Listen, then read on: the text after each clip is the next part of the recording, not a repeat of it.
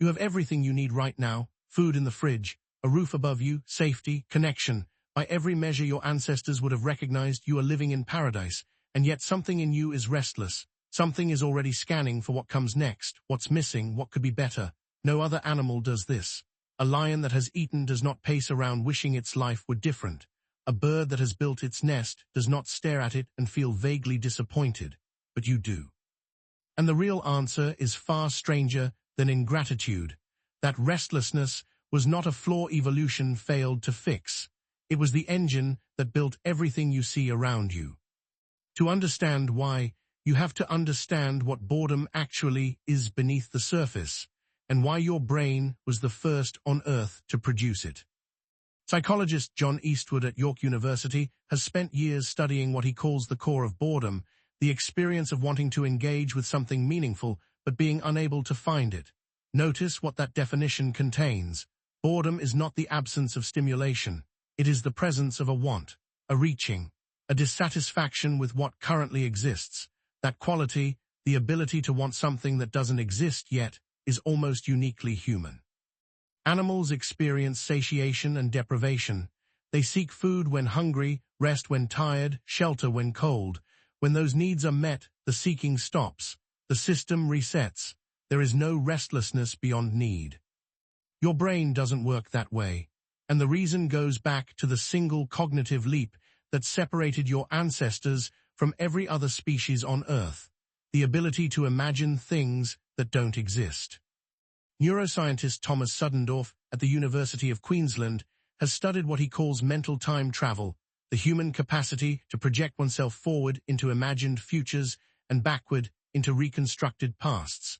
This ability is extraordinarily rare in the animal kingdom. Most animals live almost entirely in the present moment, responding to what is directly in front of them. Your brain can leave the present entirely.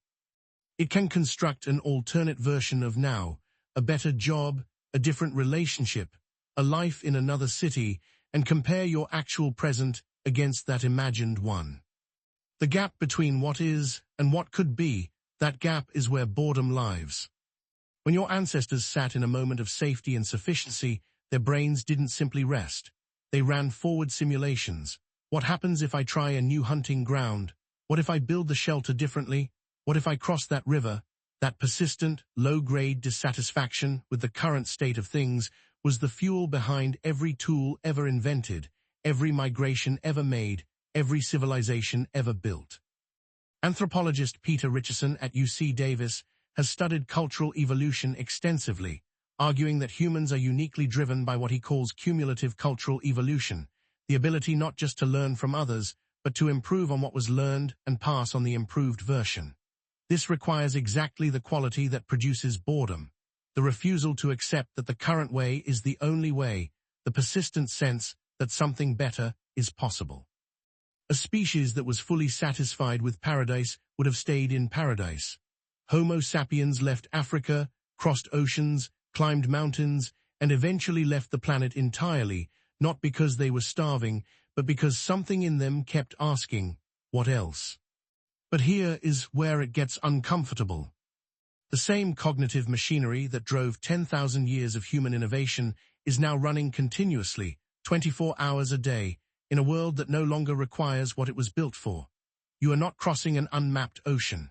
You are sitting in a comfortable chair, and your brain is still generating that restless signal, still looking for the gap between what is and what could be, with nowhere meaningful to aim it.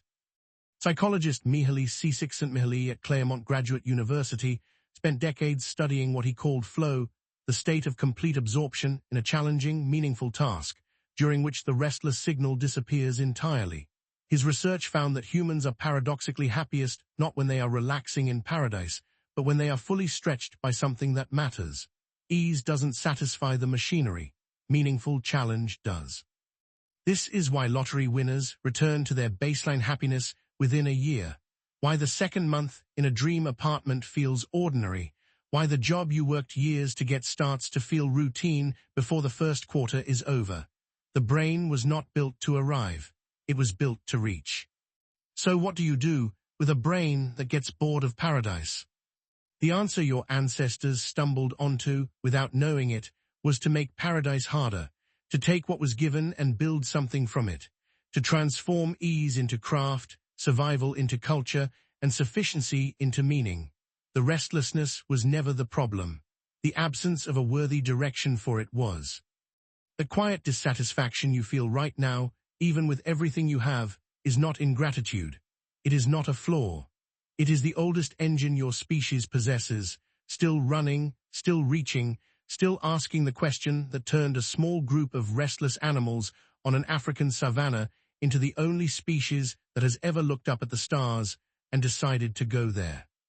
The question was never how to stop being bored of paradise. It was always what to build next.